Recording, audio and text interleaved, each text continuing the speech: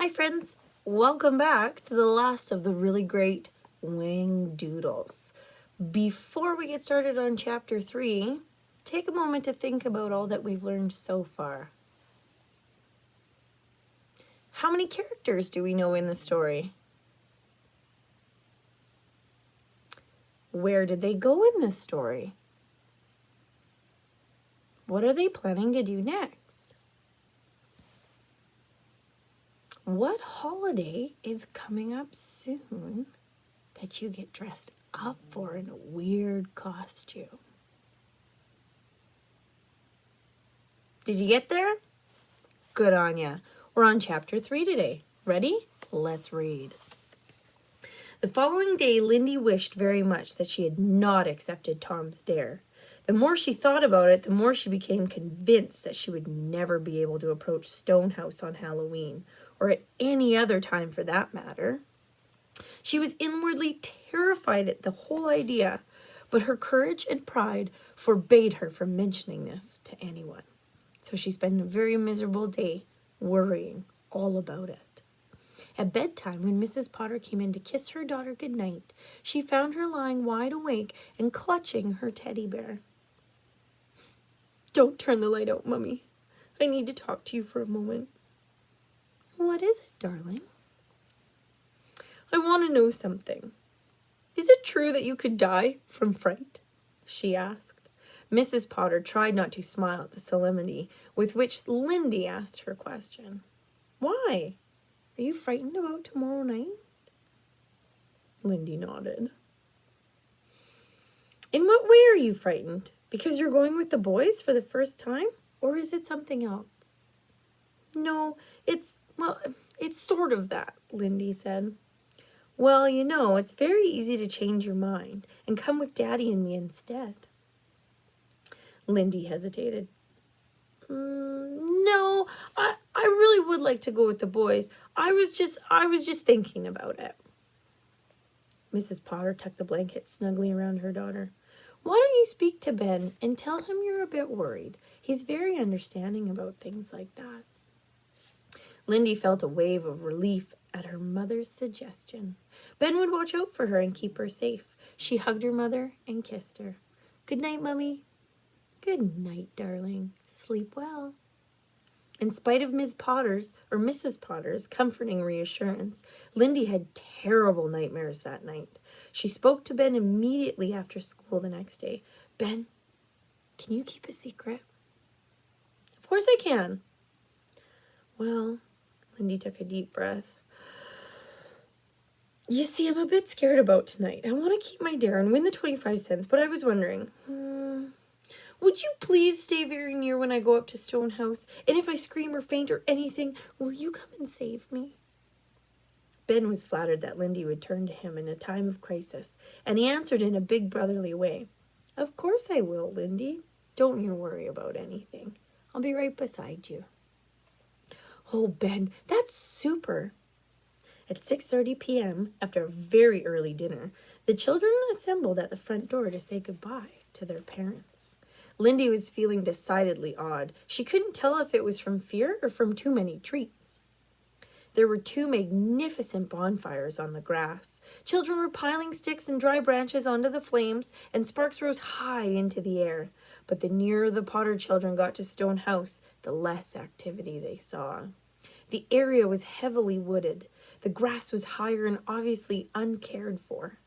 Stonehouse loomed tall and ghostly gray in the moonlight. Are you picturing this in your mind right now? I am. Lindy pulled Ben to a halt outside of a large pair of iron gates. "You've got to come in with me," she whispered. "I'll try that again. You've got to come in with me," she whispered. "I'll never make it alone." The gate creaked on rusty hinges. Lindy's heart was pounding. There was not a sign of life anywhere as they tiptoed along the edge of the gravel drive. Dry leaves crackled under their feet. A loose shutter banged noisily in an upstairs window of the house, and all 3 children jumped with fright. The wind moaned through the branches of the trees. A dog howled, "Oh!" and the children paused near the front door. An owl hooted mournfully. Hoo-hoo, hoo-hoo.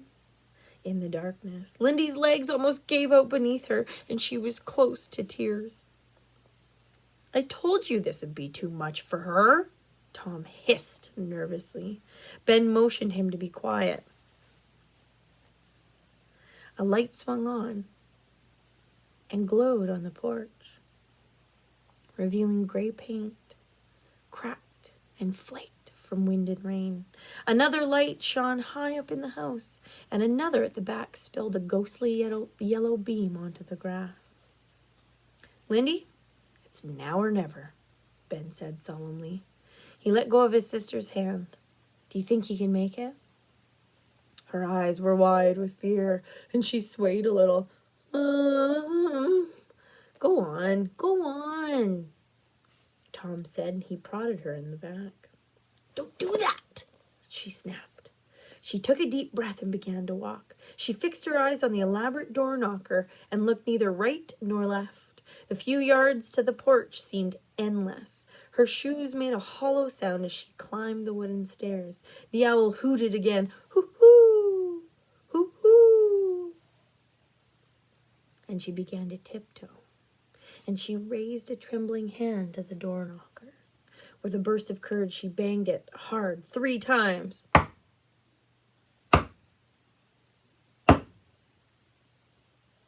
The sound rang out in the stillness of the night and echoed through the trees.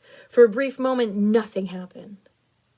Then, suddenly, the door swung open, and a very sweet and cheerful-looking lady stood smiling down at them. Lindy let out a piercing scream. Tom and Ben charged out of the darkness.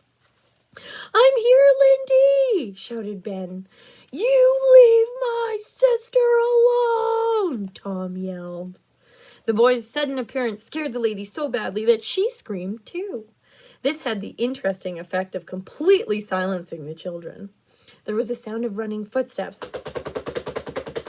inside the house, and a voice cried out, What is it, Mrs. Primrose? I'm coming.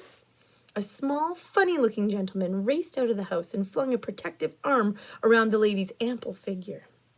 What on earth have we here? The man peered at the children. A lion and a Dracula and some other weird fellow. No, it's the Hunchback of Notre Dame. But wait a minute. Bless my soul. Haven't we all met before? Ben cleared his throat. Yes, sir. We met you at the zoo last Sunday. Of course, but how very nice. He seemed genuinely pleased as he turned to his housekeeper. Mrs. Primrose, these children are my friends. What on earth is all the fuss about? Everyone started talking at once. The man held up his hands. Whoa! I really think this should be explained inside, where we will all be out of the cold. Mrs. Primrose, we'll have some hot chocolate and whipped cream for everyone, please. Come in, he said to the children, and he held the door open invitingly. Did you think that stranger they met at the zoo was going to be in that scary old house? Surprise! Come on back for chapter 4. See you next time.